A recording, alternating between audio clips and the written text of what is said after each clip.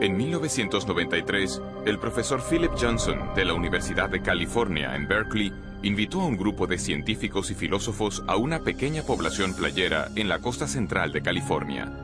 Procedían de centros académicos principales, incluyendo Cambridge, Múnich y la Universidad de Chicago, para cuestionar una idea que había dominado la ciencia durante 150 años.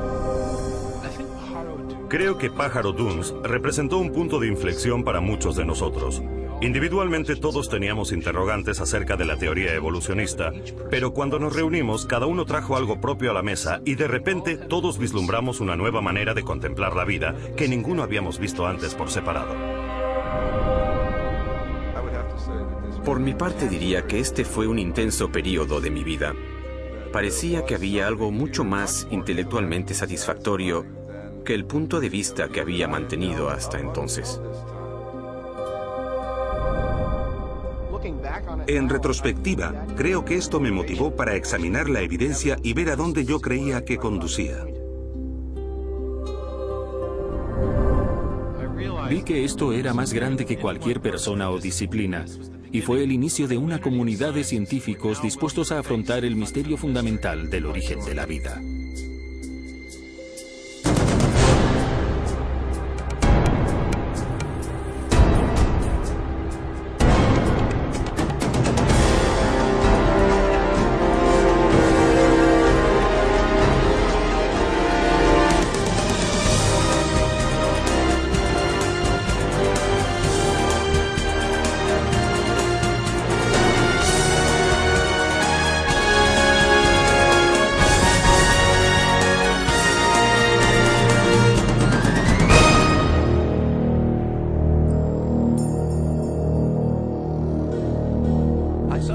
A veces me pregunto cómo es que alguien habla de alguna otra cosa, porque no hay nada más interesante que esto. ¿De dónde venimos? ¿Cómo hemos llegado aquí? ¿Qué nos trajo a la existencia? ¿Cuál es nuestra relación con la realidad como un todo? Contemplas la increíble diversidad y complejidad de la vida y es inevitable preguntar, ¿qué trajo todo esto a la existencia? ¿Fue simplemente el azar y la necesidad, fuerzas naturales sin dirección? ¿O hay algo más? ¿Hay un propósito, un plan, un designio? ¿El designio de una causa inteligente? Creo que esta es la pregunta fundamental.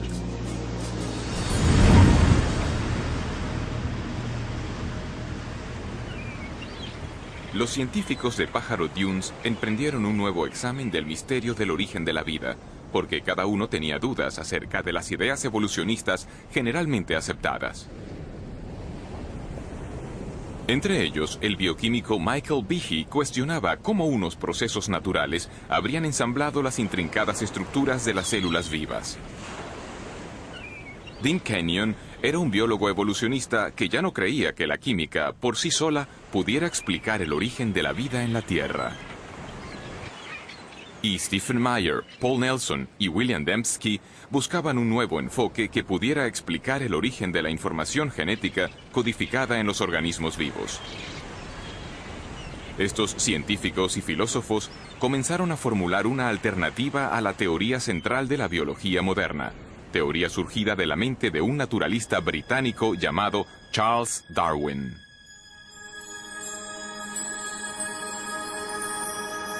En 1831, Darwin, que a la sazón tenía 22 años, se incorporó a una expedición de exploración de 5 años organizada por el Imperio Británico.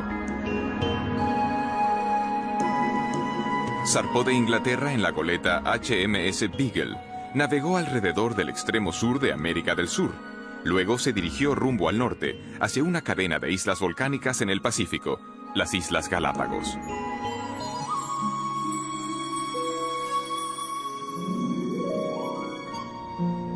En este desolado archipiélago, a 1000 kilómetros de la costa occidental de Ecuador, Charles Darwin pudo observar una extraordinaria variedad de aves, reptiles y mamíferos diferentes de todo lo que había visto antes.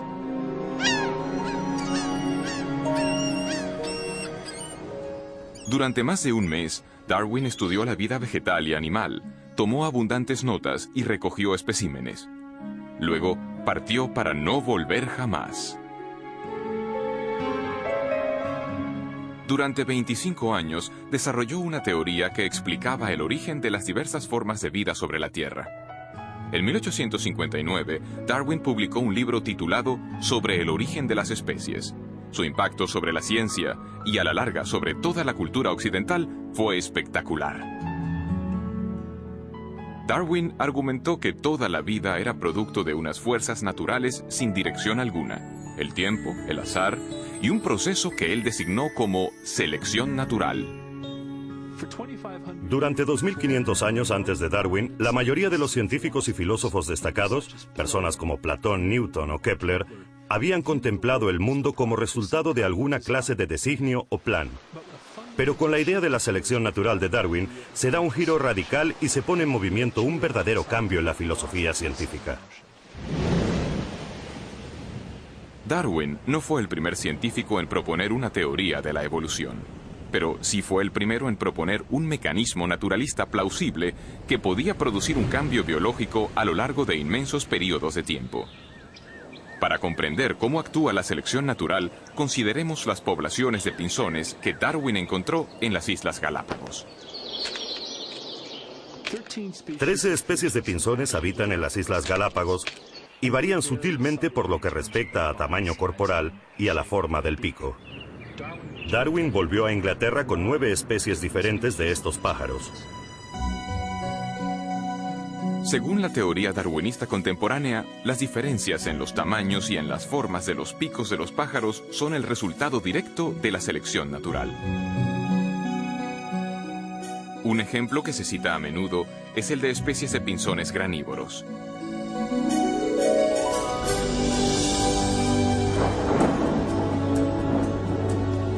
Después de temporadas de intensas lluvias, hay abundancia de pequeñas semillas blandas por todas las islas. Los pájaros con picos cortos pueden conseguir alimento con facilidad. Sin embargo, durante periodos de sequía, las únicas semillas disponibles están protegidas dentro de cáscaras duras y resistentes que permanecen en el suelo desde el año anterior. En estas circunstancias, solo pájaros con picos más largos y aguzados pueden romper las cáscaras y comer las semillas. Los pájaros con picos más largos sobreviven porque pueden alcanzar el alimento, mientras que otros pájaros no pueden. Así, el pico largo les confiere en este caso lo que los biólogos ahora llaman una ventaja funcional. Desafortunadamente, los pinzones con picos más pequeños mueren de hambre por no poder alcanzar el alimento. Si las condiciones de sequía persisten, el medio causa un cambio en los rasgos de toda la población de pinzones. Con el paso del tiempo, los picos largos pasan a sucesivas generaciones porque estos picos capacitan a los pájaros para sobrevivir. La selección natural era una idea convincente. Las variaciones físicas que resultaban ventajosas eran heredadas por generaciones sucesivas. Por medio de este proceso se alteraban las poblaciones y, con el paso del tiempo, surgirían organismos fundamentalmente diferentes, sin ninguna clase de dirección inteligente. Darwin quería explicarlo todo en la historia de la vida en términos de procesos naturales, no inteligentes, carentes de designio. Y cuando buscó una explicación, lo que encontró fue que un proceso que podía observar en las poblaciones domesticadas también funciona en el ambiente natural. Darwin conocía bien la crianza doméstica de animales. Él mismo había estudiado la crianza de palomas y sabía que, durante siglos, los criadores habían logrado cambios espectaculares en poblaciones seleccionando ciertos ejemplares. Darwin solo sugirió que este mismo proceso también opera en el ámbito natural. Para Charles Darwin, la selección natural explicaba la apariencia de designio sin un diseñador. Ya no había más necesidad de invocar una causa inteligente para la complejidad de la vida. De hecho, la selección natural pasó a ser como un diseñador sustituto. En la actualidad, el darwinismo se da generalmente por sentado en el campo científico y en el mundo académico. Sin embargo, y a pesar de su amplia aceptación, un creciente número de científicos y eruditos, incluyendo los que se reunieron en Pájaro Dunes, están cuestionando aspectos clave de la teoría darwinista.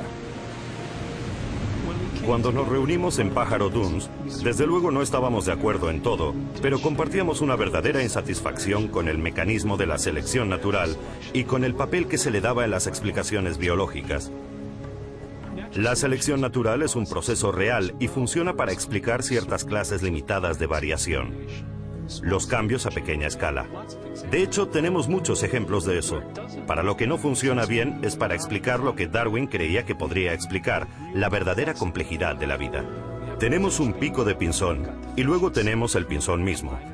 Un pequeño cambio en la estructura del pico frente al origen del organismo como tal. Son fenómenos de escala diferente. Son problemas de clase diferente. Y el problema importante para la biología es comprender dónde funciona la selección natural y dónde no funciona, y el porqué de la diferencia. La evidencia es muy convincente, y todos teníamos la sensación de que si dejábamos que la evidencia hablase por sí misma, nos llevaría en una dirección muy diferente, que nos alejaría de la selección natural hacia una conclusión distinta acerca del origen y de la naturaleza de la vida sobre la Tierra.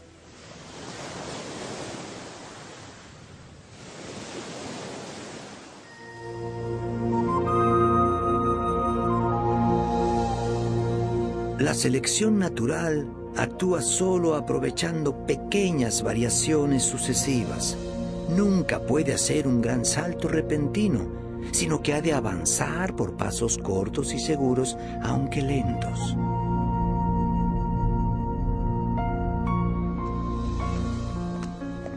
Es realmente interesante observar que cuanto más sabemos acerca de la vida y acerca de la biología, tantos más problemas tiene el darwinismo y tanto más evidente se hace el designio. Desde 1988, el Dr. Michael Behe ha investigado sistemas biológicos complejos que parecen desafiar la explicación de la selección natural. Durante muchos años creí que la evolución darwinista explicaba lo que veíamos en biología. No porque yo viera cómo podía verdaderamente explicarlo, sino porque me dijeron que lo explicaba. En las escuelas me enseñaron biología darwinista. Y luego, en la facultad y en los estudios de posgrado, viví un ambiente que daba por sentado que la evolución darwinista explicaba la biología. Y de nuevo, no vi ninguna razón para dudarlo.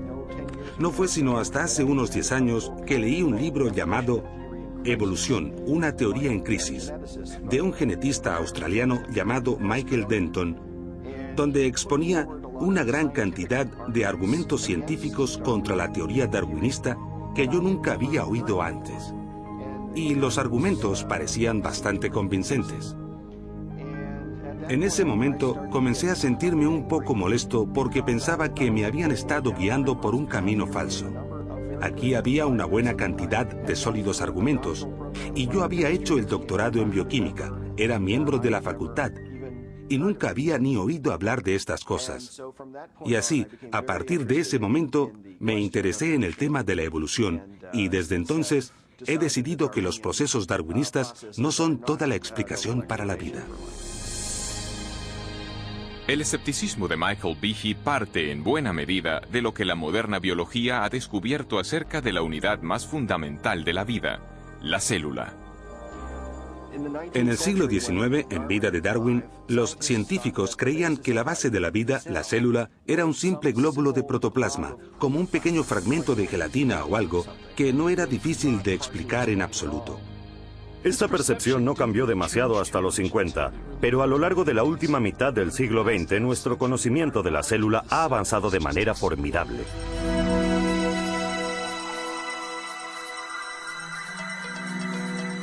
En la actualidad, los potentes instrumentales revelan unos complejos mundos microscópicos. Mundos tan diminutos que un solo dedal lleno de un cultivo líquido puede contener más de 4.000 millones de bacterias unicelulares. Cada una de ellas repleta de circuitos, instrucciones de ensamblaje y máquinas miniaturizadas, de tal complejidad que Charles Darwin jamás pudo haberse imaginado. En la misma base de la vida, donde las moléculas y las células realizan su función, hemos descubierto máquinas, literalmente máquinas moleculares. Hay diminutos camiones moleculares que transportan suministros de una parte a otra de la célula. Hay máquinas que capturan la energía de la luz solar y la transforman en energía utilizable. Hay tantas máquinas moleculares en el cuerpo humano como funciones realiza.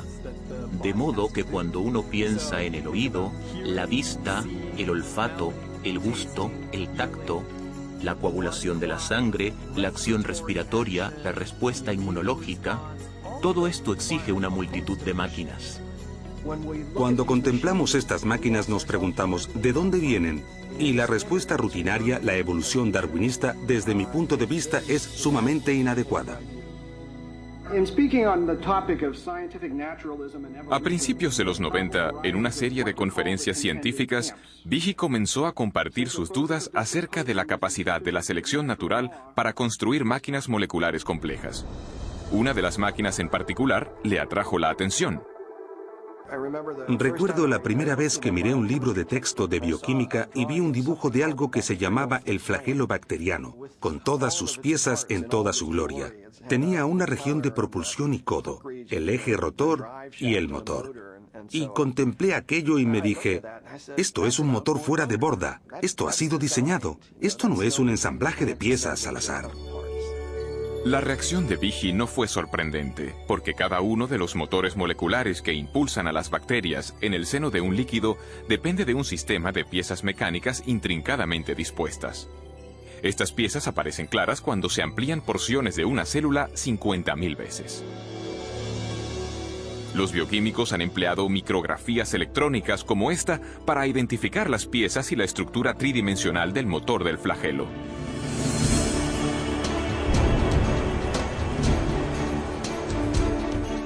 Con esta investigación han desvelado una maravilla de ingeniería a escala miniaturizada.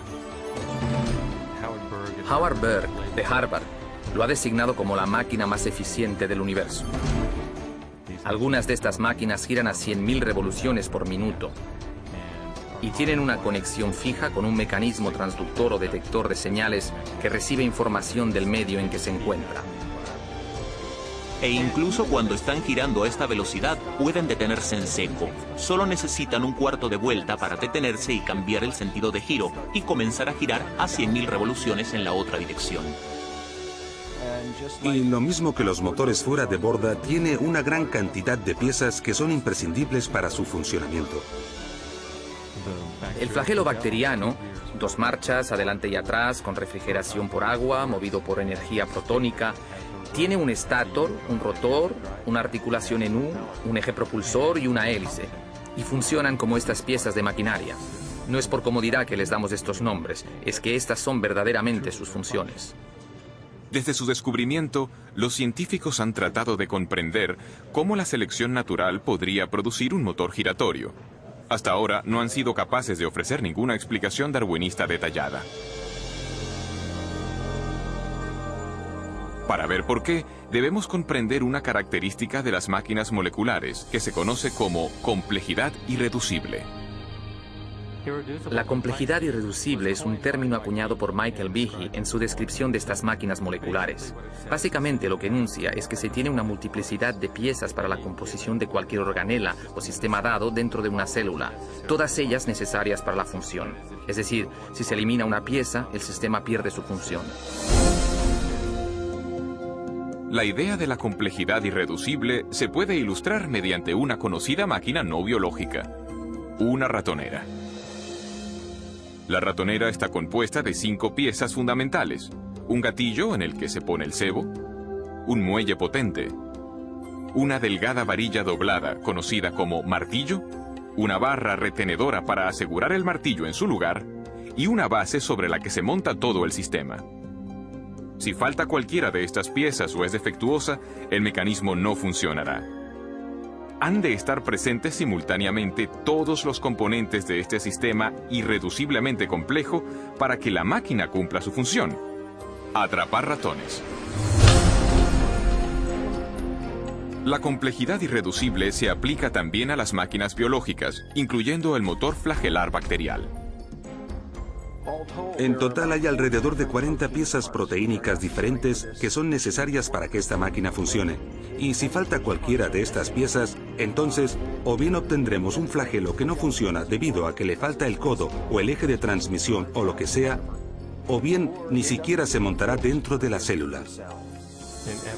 En términos evolutivos, tenemos que poder explicar cómo se puede construir este sistema de forma gradual cuando no hay función hasta que se tienen todas estas piezas en su sitio.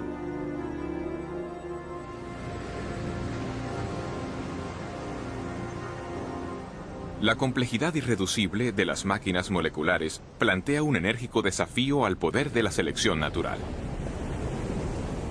Según la teoría de Darwin, incluso las estructuras biológicas muy complejas, como un ojo, un oído o un corazón, pueden construirse gradualmente a lo largo del tiempo en pequeños incrementos. Sin embargo, tal como Darwin puso en claro, la selección natural solo puede tener éxito si estos cambios genéticos al azar proporcionan alguna ventaja al organismo en evolución en su lucha por la supervivencia. Como he intentado demostrar, no es necesario suponer que las modificaciones fuesen todas simultáneas, si eran sumamente ligeras y graduales. La selección natural está examinando las más ligeras variaciones, rechazando las malas, preservando y acumulando todas las buenas. Con todo, algunos científicos dudan de que las pequeñas variaciones de Darwin pudieran haber creado un flagelo bacteriano cuando no existía tal mecanismo. ¿Cómo pudo algo nuevo, como un motor de un flagelo bacteriano y todos los componentes que van con el mismo, cómo pudo desarrollarse a partir de una población de bacterias que no tuviesen este sistema? Y ello cuando cada cambio, según la teoría de Darwin, ha de proporcionar alguna clase de ventaja. Imaginemos un escenario así al inicio de la historia de la Tierra. Una bacteria en evolución desarrolla de alguna manera una cola y quizá incluso las piezas necesarias para unirla a la pared celular. Sin embargo, sin un ensamblaje completo de motor, esta innovación no proporcionaría ventaja alguna a la célula. En lugar de ello, la cola permanecería inmóvil e inútil, invisible para la selección natural que, por definición, solo puede favorecer cambios que ayuden a la supervivencia. La lógica de la selección natural es muy exigente. A menos que el mecanismo del flagelo esté totalmente ensamblado y funcione de verdad, la selección natural simplemente no puede preservarlo, no puede pasar a la siguiente generación. El punto importante a comprender acerca de la selección natural es que selecciona solo con vistas a una ventaja funcional. En la mayoría de los casos lo que hace la selección natural es eliminar cosas que carecen de función o que tienen una función que perjudica al organismo. De modo que si se tuviese una bacteria con una cola que no funciona como flagelo, lo más probable es que la selección natural la eliminase. La única manera en que un flagelo sea seleccionado es que el flagelo funcione, y esto significa que todas las piezas del motor han de estar en su sitio para empezar.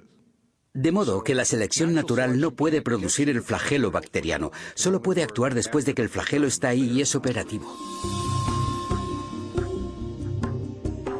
En 1996, Michael Behe publicó un libro titulado La caja negra de Darwin. En esta obra argumenta que la selección natural, el diseñador sucedáneo de Darwin, no puede explicar el origen del flagelo bacteriano, ni de ningún otro sistema biológico irreduciblemente complejo. En lugar de ello, Behe llegó a la conclusión de que la complejidad integral de estos sistemas indica un designio inteligente. La caja negra de Darwin de inmediato suscitó controversia. Más de 75 publicaciones, incluyendo algunos de los principales diarios y revistas científicas del mundo, publicaron reseñas. Algunos científicos elogiaron el libro de Behe. Otros lo desecharon como acientífico y con motivaciones religiosas. Los críticos de Behe también insistieron en que había subestimado el poder de la selección natural. Argumentaron que el motor flagelar podría haber sido construido con piezas empleadas para construir máquinas más simples, como esta bomba celular usada. Si los componentes de la bomba ya existían, podrían haber sido preservados por la selección natural ya antes que surgiera el motor bacteriano. Esta teoría recibe el nombre de coopción.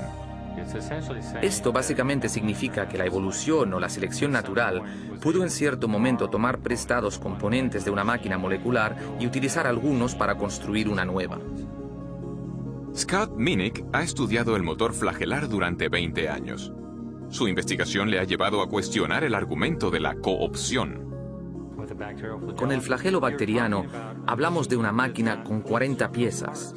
Sí, es cierto que 10 están empleadas en otras máquinas moleculares, pero las otras 30 son peculiares. Así que, ¿de dónde las vamos a tomar prestadas? Al final tendremos que explicar la función de cada una de ellas como si originalmente hubieran tenido otro propósito. Este argumento solo se puede seguir hasta el punto en que nos encontramos con el problema de que estamos tomando prestado de ninguna parte. Pero incluso si se concede que se tienen todas las piezas necesarias para construir una de estas máquinas, esto es solo parte del problema. Quizá más complejo, me parece a mí que más complejo, es el tema de las instrucciones de montaje. Esto nunca lo abordan los oponentes del argumento de la complejidad irreducible. Los estudios del motor flagelar han desvelado niveles aún más profundos de complejidad, porque su construcción demanda no solo unas piezas específicas, sino también una secuencia precisa de ensamblaje. Las piezas deben fabricarse en el momento oportuno, con la cantidad apropiada de componentes. Deben ensamblarse secuencialmente. Hay que poder saber si se han ensamblado correctamente para no malgastar energía en una estructura que no va a ser funcional. La construcción de una máquina molecular ha sido comparada con la edificación de una casa. Los obreros siguen unos planos e instrucciones detalladas de ensamblaje. Los cimientos de la casa se echan antes de levantar las paredes. Las tuberías y la electricidad se instalan antes del acabado. Las ventanas antes del recubrimiento de las paredes. Y las tejas se ponen solo después de la primera cubierta impermeable del tejado. Y así sucede con la construcción del motor flagelar. Esta estructura se construye de dentro hacia afuera.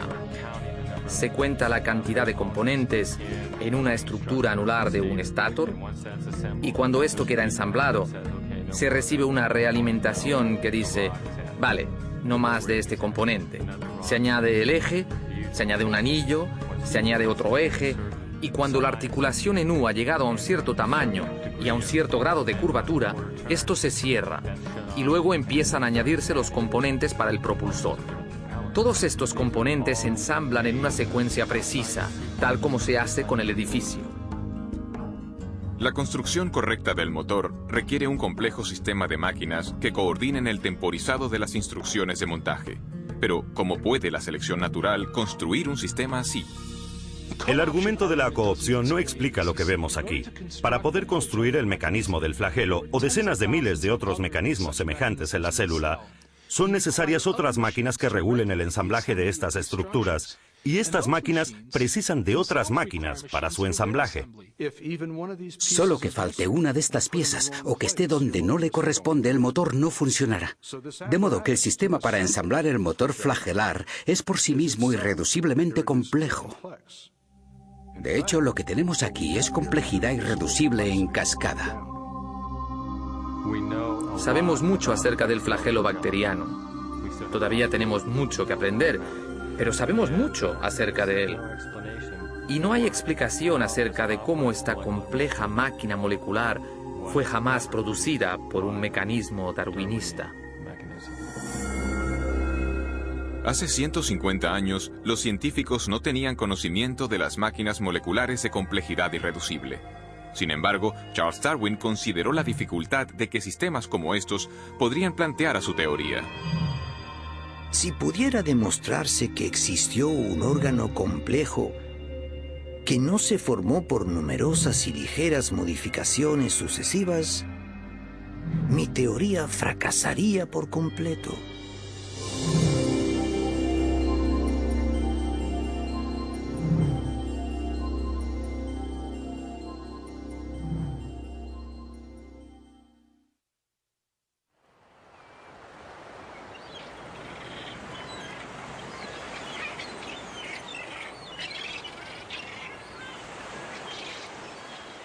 En biología, de hecho, hay dos grandes interrogantes. ¿Cómo se consiguen nuevas formas vivientes con nuevas estructuras como alas y ojos a partir de vida que ya existe? Y segundo, ¿cómo se originó la vida en la Tierra por primera vez? Hoy sabemos que Darwin pasó la mayor parte de su vida formulando una respuesta a la primera pregunta.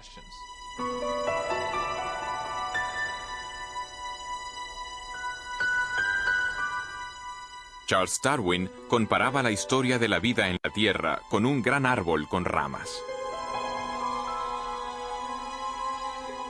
La base del árbol representaba la primera célula viviente, y las ramas eran nuevas formas de vida más complejas que habían evolucionado a partir del primer organismo primitivo.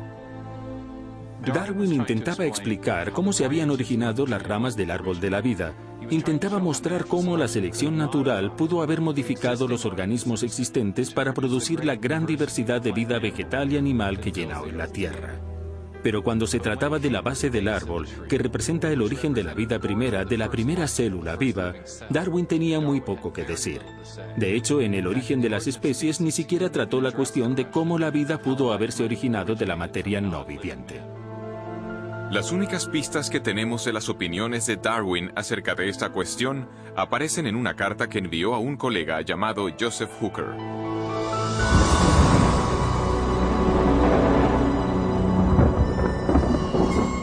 Por lo que respecta a la primera producción de un organismo viviente, si, y oh, qué gran sí, pudiéramos imaginarnos en algún pequeño y cálido estanque con toda clase de sales amoniacales y fosfóricas, luz, calor y electricidad presentes, que se formase químicamente un compuesto proteínico listo para sufrir cambios aún más complejos, hoy esta materia sería devorada al instante, pero puede que esto no fuese así antes que se formasen criaturas vivientes. En los últimos años de su vida, Darwin hizo poco por desarrollar su idea de que hubiera surgido una célula primitiva de compuestos químicos simples en las aguas primordiales de la Tierra primitiva. Pero más adelante, en los años 20 y 30, un científico ruso llamado Alexander Oparin formuló una detallada teoría acerca de cómo esto hubiera podido suceder, y la llamó evolución química. Oparin creía que podía explicar el origen de la primera vida con los principios darwinistas. Imaginó unos compuestos químicos simples que se combinaban y recombinaban para formar moléculas mayores, y estas moléculas más grandes se organizaban a sí mismas con la ayuda de variaciones al azar y de la selección natural para constituir la primera célula primitiva. En las 3 décadas siguientes, muchos científicos trabajaron para desarrollar y afinar estas ideas, mientras ponderaban las cuestiones suscitadas, tanto por Oparin como por Darwin. ¿Cómo pudo evolucionar la vida a partir de unos compuestos químicos simples? Un hombre creyó que lo sabía. El problema de los orígenes biológicos, por un largo tiempo, diría yo, ha sido de un profundo interés para mí precisamente por la escala del problema, por su importancia. ¿De dónde venimos? ¿Por qué estamos aquí? Toda esa clase de preguntas exploradas desde el punto de vista de la ciencia natural. Desde finales de los 60 hasta principios de los 80, Dean Kenyon fue uno de los teorizadores químicos evolucionistas del mundo. Y como otros en su campo, intentaba explicar el origen de la vida por medio de un proceso puramente natural. En 1969, Kenyon fue coautor de un importante libro sobre el origen de la vida. Gary Steinman y yo mismo creíamos que si lográbamos reunir en una exposición seguida todas las líneas de evidencia empírica acumuladas desde los 60, nos entusiasmaba la posibilidad de explicar el origen de los principales elementos componentes de la vida.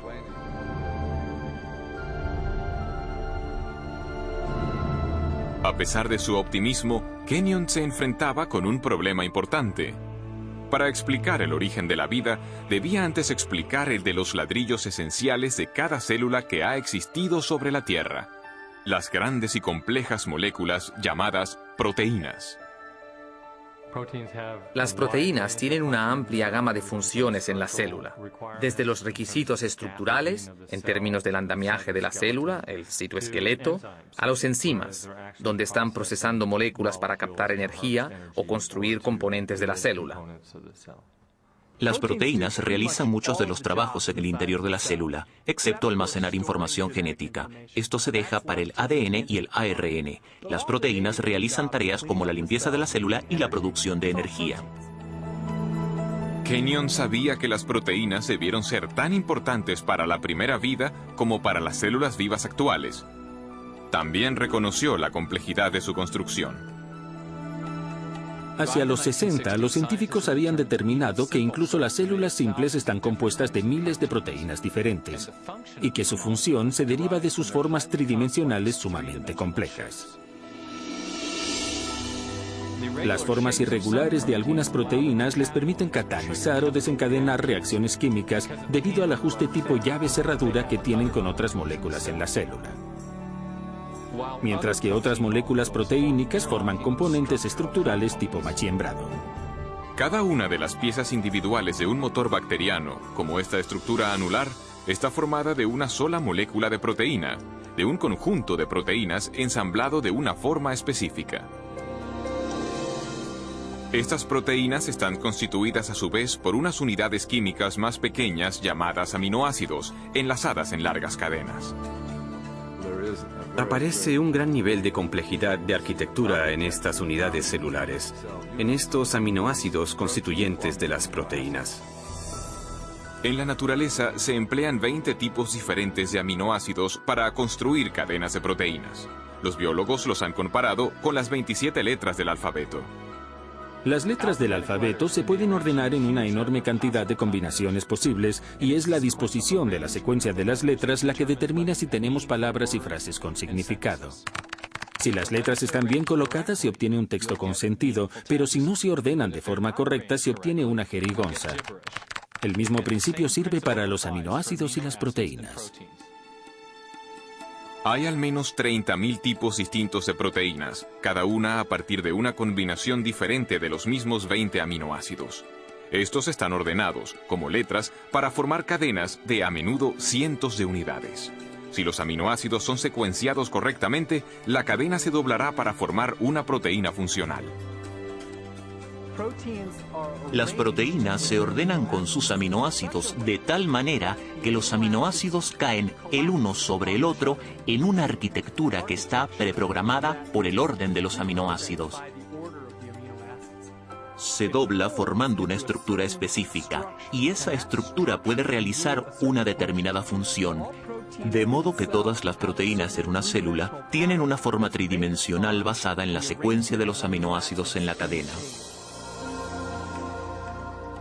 Esta disposición es crítica, porque si los aminoácidos están secuenciados de manera incorrecta, se forma una cadena inútil, y en vez de doblarse para formar una proteína, será destruida dentro de la célula.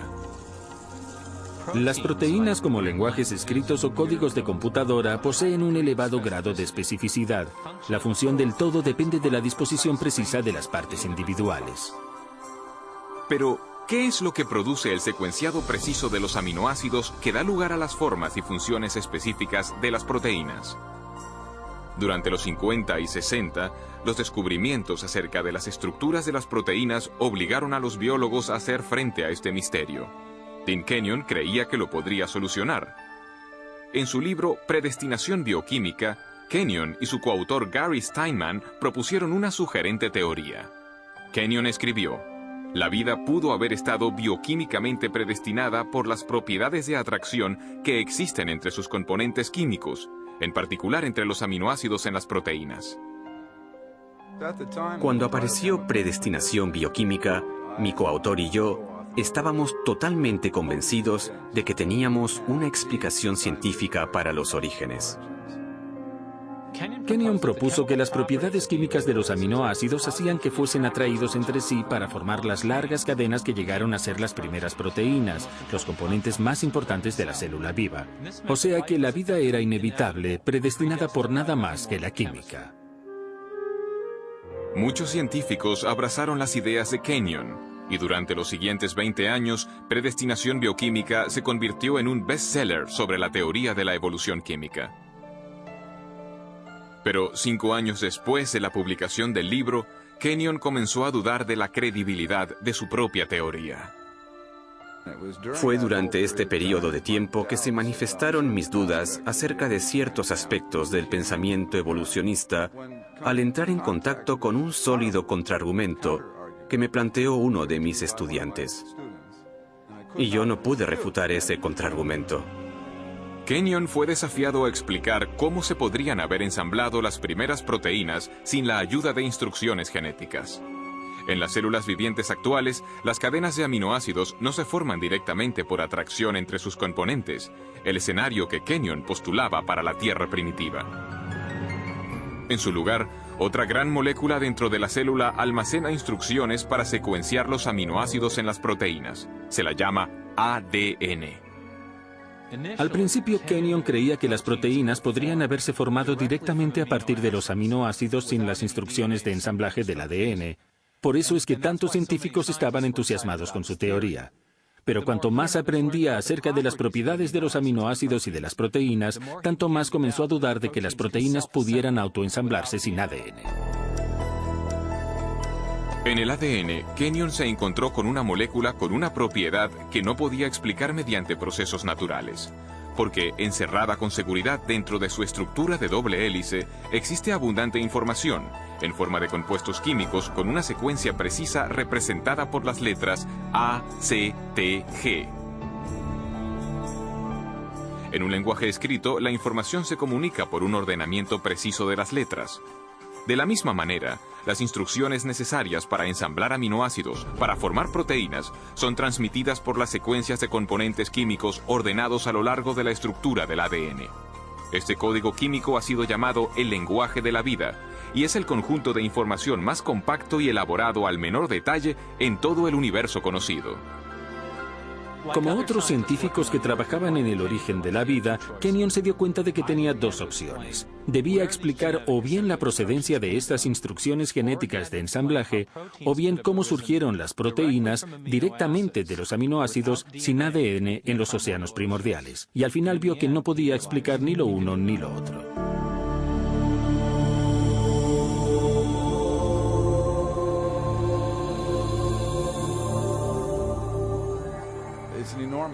Es un enorme problema cómo hubiera podido reunirse en un diminuto volumen submicroscópico del océano primitivo todos los cientos de diferentes componentes moleculares que se necesitarían para establecer un ciclo de autorreplicación. Y así fue como mis dudas acerca de si los aminoácidos podrían ordenarse a sí mismos en secuencias biológicas con significado, sin la presencia de un material genético preexistente, llegaron, para mí, a un punto intelectual decisivo hacia el final de la década de los 70. Mientras Kenyon reevaluaba su teoría, nuevos descubrimientos bioquímicos debilitaron más aún su convicción de que los aminoácidos se organizaran ellos solos para formar proteínas. Cuanto más efectuaba mis propios estudios, incluyendo un periodo en el Centro de Investigaciones Ames de la NASA, tanto más evidente se hacía que había múltiples dificultades con la explicación de la evolución química. Y el posterior trabajo experimental demostró que los aminoácidos no tienen la capacidad de ordenarse a sí mismos para formar ninguna secuencia biológica con significado. Enfrentado a crecientes dificultades con su propia teoría y a un creciente cuerpo de datos científicos acerca de la importancia del ADN, Kenyon se vio forzado a hacer frente a la absoluta necesidad de la información genética. Cada vez más pensaba en la alternativa que se presentaba en la crítica y en el enorme problema que todos los que trabajamos en este campo habíamos descuidado de afrontar, el problema del origen de la información genética misma. Entonces tuve que reexaminar toda mi posición tocante a los orígenes. Para Dean Kenyon, un nuevo interrogante llegó a ser el foco de su investigación en búsqueda del origen de la vida. ¿Cuál era la fuente de la información biológica en el ADN? Si se podía llegar al origen de los mensajes codificados dentro de la maquinaria viviente, entonces habríamos dado con algo intelectualmente mucho más satisfactorio que esta teoría de evolución química. Kenyon se daba cuenta de que las alternativas se iban reduciendo. Para la década de los 70, la mayoría de los investigadores rechazaba la idea de que la información necesaria para construir la primera célula se produjera por el mero azar.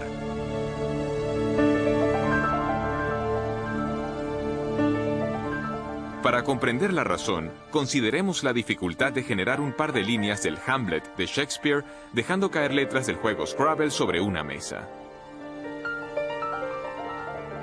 Luego consideremos que las instrucciones genéticas específicas para construir las proteínas ni del organismo unicelular más simple llenarían cientos de páginas de texto impreso. Los biólogos serios que estudian el origen de la vida no creían que ésta hubiera surgido solo al azar. Se imaginaban a la selección natural actuando sobre variaciones al azar entre compuestos químicos para producir la primera vida, pero había un problema con esta propuesta.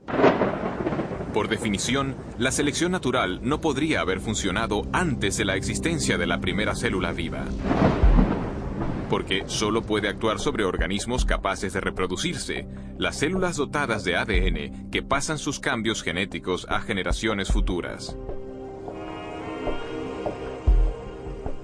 Sin ADN no hay autorreproducción, pero sin autorreproducción no hay selección natural, de modo que no se puede usar la selección natural para explicar el origen del ADN sin dar por supuesta la existencia de aquella misma cosa que se está tratando de explicar. El azar, la selección natural y su propia teoría de autoorganización. Todo había fracasado para explicar el origen de la información genética. Ahora, Kenyon veía solo una alternativa. No hay ni la más ligera posibilidad de un origen evolutivo químico, ni siquiera para la más simple de las células. De modo que el concepto de un designio inteligente de la vida me resultó inmensamente atractivo y con mucho sentido, ya que coincidía estrechamente con los múltiples descubrimientos de la biología molecular. En los años transcurridos desde el rechazo de la evolución química por parte de Kenyon, la ciencia ha desvelado los detalles de todo un sistema de procesado de la información que lleva la marca del designio inteligente.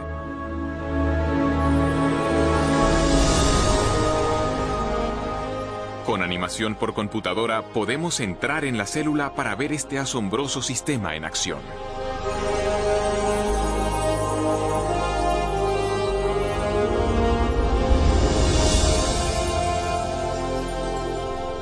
Después de entrar en el núcleo de la célula, vemos las hebras de ADN bien enrolladas. Son las bibliotecas de instrucciones necesarias para construir cada proteína en un organismo.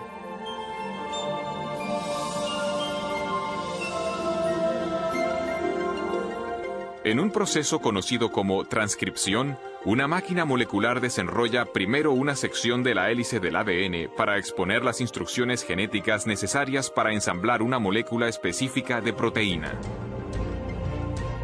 Otra máquina copia luego estas instrucciones para formar una molécula llamada ARN mensajero.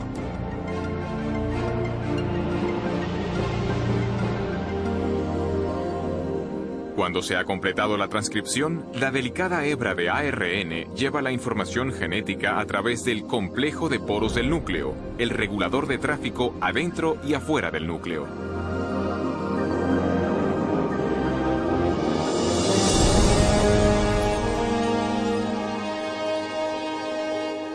La hebra de ARN mensajero se dirige a una fábrica molecular en dos partes llamada ribosoma.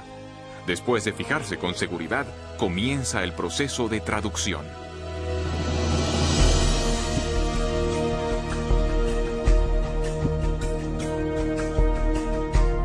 Dentro del ribosoma, una cadena de montaje molecular ensambla una cadena de aminoácidos secuenciada de una manera específica.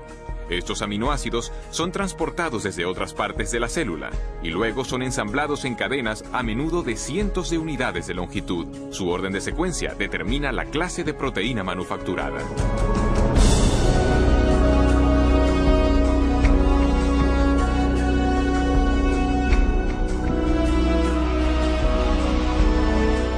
Cuando se completa la cadena, se transporta desde el ribosoma a una máquina con forma de barril que ayuda a doblarla en la forma precisa y crítica para su función.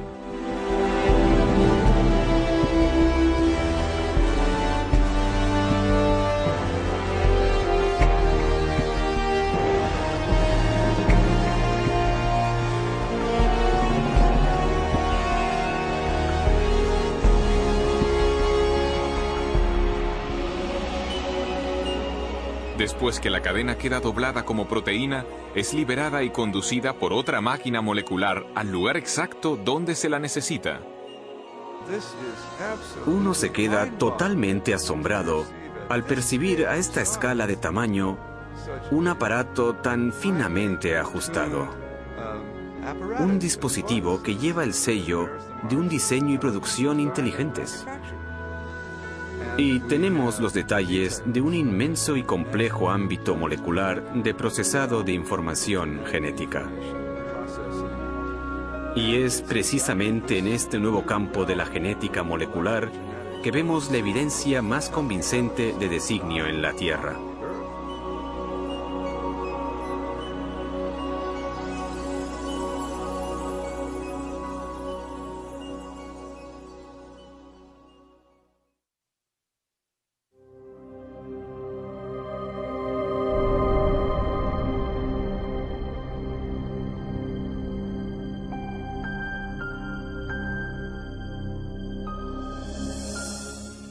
Cuando observo máquinas moleculares o el proceso increíblemente complejo por el que se dividen las células, debo preguntarme, ¿es posible que haya una inteligencia detrás de todas estas cosas?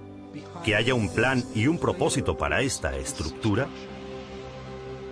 La ciencia debería ser una investigación en búsqueda de la verdad acerca del mundo. En tal caso, no deberíamos prejuzgar lo que pudiera ser verdad. No deberíamos decir, no me gusta esta explicación, pues la dejo de lado. Más bien, cuando topamos con un enigma de la naturaleza, deberíamos aplicarle todas las posibles causas que lo pudieran explicar. Uno de los problemas que tengo con la teoría de la evolución es que excluye artificialmente un tipo de causa incluso antes de que la evidencia haya tenido la posibilidad de hablar, y la causa que se excluye es la inteligencia. Desde finales del siglo XIX, desde la época de Darwin, de hecho en parte debido a la obra de Darwin, El origen de las especies, los científicos llegaron a aceptar una definición de ciencia que excluye la posibilidad del designio como explicación científica. Y esta convención tiene un nombre, se llama naturalismo metodológico. Y significa sencillamente que si uno va a ser científico, debe limitarse a explicaciones que recurran solo a causas naturales. No se puede invocar a la inteligencia como causa. Y sin embargo, constantemente deducimos la presencia de inteligencia. Es parte de nuestro razonamiento reconocer los efectos de la inteligencia. Consideremos, por ejemplo, estos mensajes en jeroglíficos tallados en las ruinas de monumentos egipcios. Nadie atribuiría las formas y ordenaciones de estos símbolos a causas naturales, como tempestades de arena o la erosión. Más bien, las reconocemos como obra de antiguos escribas, unos agentes humanos inteligentes. Un razonamiento similar nos lleva a concluir que las misteriosas figuras de piedra de la isla de Pascua no se formaron por la acción del viento y del agua durante largos espacios de tiempo. Tampoco pretendemos que las plantas puedan adquirir estas formas tan familiares sin alguna clase de dirección inteligente. Constantemente hacemos estas inferencias y sabemos que son correctas, pero la cuestión es, ¿en base a qué sacamos estas conclusiones? ¿Cuáles son los rasgos que nos permiten reconocer la inteligencia? Recientemente, en su libro La inferencia del designio, el matemático William Dembski ha hecho un importante avance en la comprensión del razonamiento acerca del designio. Dembski ha identificado los rasgos específicos de los artefactos que nos llevan a reconocer una actividad inteligente previa. Llegué a esto intentando examinar cómo razonamos acerca del designio. ¿Cuáles son los pasos lógicos que seguimos para llegar a la conclusión de que hay designio en algo? De modo que lo que estoy intentando es establecer unos criterios fiables, empíricos y científicamente rigurosos para decidir si algo es realmente resultado de un designio. Estaba examinando la lógica de esta cuestión y lo que descubrí es que se necesita improbabilidad y especificación, la clase correcta de diseños objetivos. Según Dembski, los humanos detectamos correctamente la actividad de la inteligencia cuando observamos un objeto o sucesos sumamente improbables, que además concuerdan con un diseño reconocible. Precisamente es esta clase de diseño la que se encuentra en los Montes Negros de Dakota del Sur. Si uno viaja por el oeste americano, puede ver una gran diversidad de formas en las laderas montañosas, y la mayor parte no tiene ningún sentido. Son solo rocas dispuestas de diversas formas. Pero lo que no ve en laderas montañosas son los rostros de Lincoln, Jefferson, Teddy Roosevelt y George Washington. El único lugar donde se ve esto es en Dakota del Sur, y la razón de que estén ahí es que un escultor excéntrico decidió que quería honrar a estos presidentes pasando la mayor parte de su vida tallando sus rostros en la ladera de este monte. Este diseño es improbable. Una ladera aleatoria es también improbable, pero una ladera aleatoria no especifica nada. Pero sabemos que hubo 4 personas que fueron presidentes de los Estados Unidos que tenían unos rostros con unos rasgos determinados, y estos rasgos en las montañas de Dakota del Sur concuerdan con los que aparecen en otras partes. Si miro los rostros, reconozco al momento que concuerdan con los de los 4 presidentes conocidos por las monedas, o retratos en la National Gallery, o por ilustraciones en libros. Y así comprendo que en el Monte Rushmore no solo tenemos una configuración rocosa sumamente improbable, sino una que concuerda con un diseño dado independiente y que indica inteligencia de forma fiable. Así, tenemos una pequeña probabilidad, especificación. Es designio.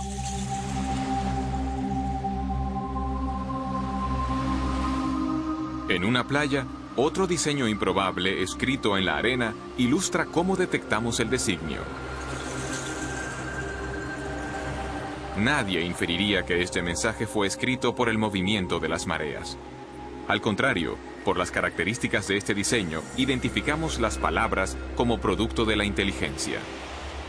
Este ordenamiento improbable también se ajusta a un diseño dado independientemente, esto es, las formas de las letras que reconocemos del alfabeto latino y las palabras que conocemos del vocabulario inglés. Y de este modo es la improbabilidad de esta disposición, junto al hecho de que se ajusta a una pauta dada independientemente, lo que lleva a la conciencia de que hay un designio.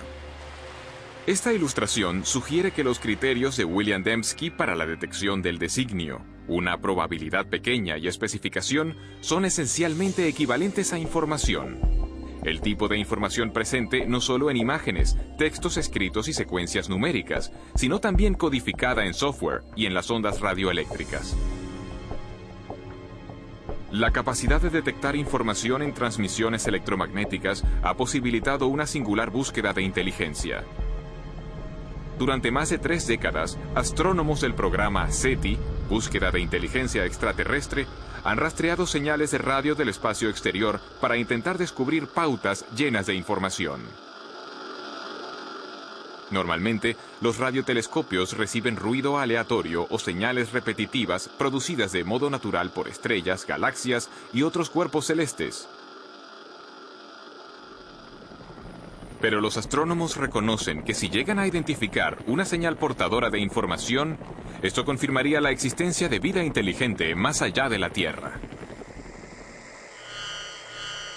Algunos han especulado que una civilización extraterrestre podría haberse intentado comunicar transmitiendo mensajes en el lenguaje universal de las matemáticas, quizá mediante una pauta reconocible, como una serie de números primos. Esto no se obtendría por azar. Se necesitaría complejidad o improbabilidad, muchísimos números primos y una pauta. Tendría que ser justo la pauta adecuada, no la que uno imponga, sino una que esté ahí objetivamente. Hasta hoy, el SETI ha fracasado en su intento de descubrir cualquier pauta o información que pudiera indicar una inteligencia en una galaxia lejana. Pero en otro universo, mucho más cercano a nosotros, los científicos han descubierto una gran riqueza de información dentro del núcleo de la célula viva. El ADN posee una estructura ideal para ser soporte de información. En las A's, T's, C's y G's, las bases de la doble hélice del ADN, hay capacidad para almacenar una prodigiosa cantidad de información. De hecho, no hay entidad en todo el universo conocido que almacene y transmita más información y de una manera más eficiente que la molécula de ADN. Una secuencia completa de ADN humano tiene 3.000 millones de caracteres individuales. El análisis de las zonas de codificación de la molécula del ADN muestra que sus caracteres químicos tienen un orden específico que les permite comunicar instrucciones o información detalladas, muy parecido a letras en una frase o a dígitos binarios en un código de computadora. Bill Gates dijo que el ADN es como un programa de computadora, pero más complejo que cualquiera que hayamos podido desarrollar. Y si lo pensamos siquiera por un minuto, resulta una observación de lo más sugerente. Porque sabemos que Bill Gates no emplea el viento, ni la erosión, ni generadores de números aleatorios para crear su software. Él emplea ingenieros inteligentes, ingenieros de sistemas computacionales. Así, todo lo que sabemos en nuestra experiencia sugiere que los sistemas ricos en información surgen del designio inteligente. Pero ¿qué hacemos del hecho de que hay información en la vida, en cada célula viva de cada organismo vivo? Este es el misterio fundamental. ¿De dónde procede esta información? Durante los últimos 15 años, el filósofo y científico Stephen Meyer ha estado trabajando para dar respuesta a esta pregunta.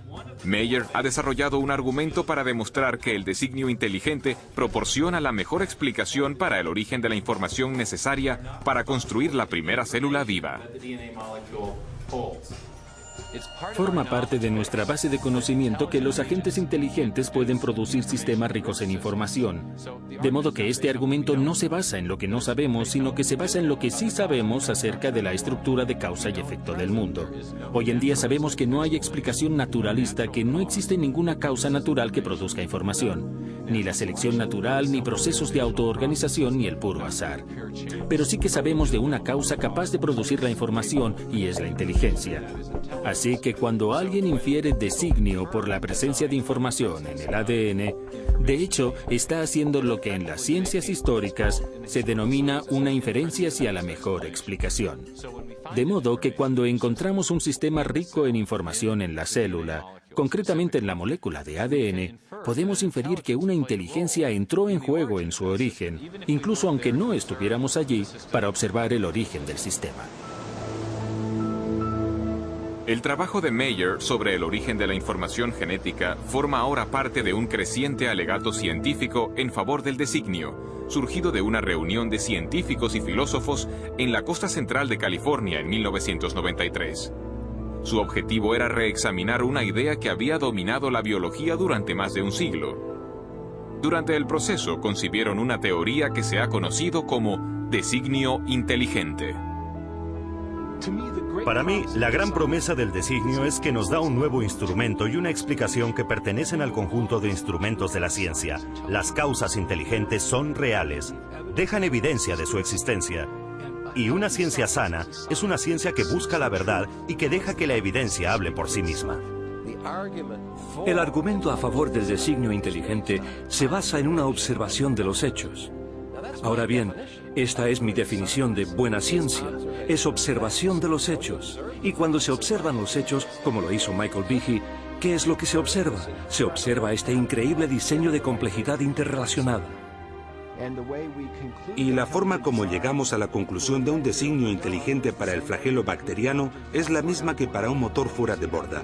En el fuera de borda vemos cómo las piezas interactúan y sabemos que esto lo hizo alguien.